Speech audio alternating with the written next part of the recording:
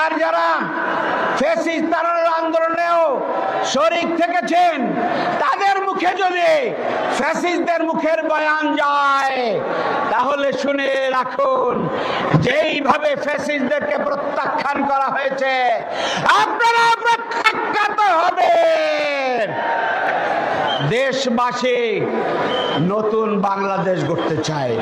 আমরা সরকারকে বলবো, লেভেল প্লেইং ফিল্ড যেটা দরকার সেইটা যদি না দেওয়া হয়, দেশবাসী আপনারা সেই সমতল মাঠ তৈরি করার জন্য প্রস্তুত আছেন? আছেন?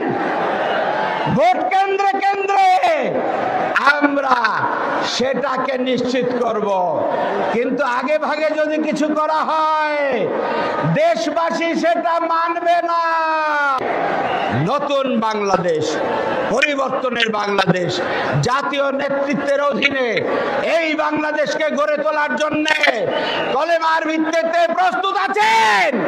সবাই তার স্লোগান দেই, নারে তাকবীর, নারে তাকবীর।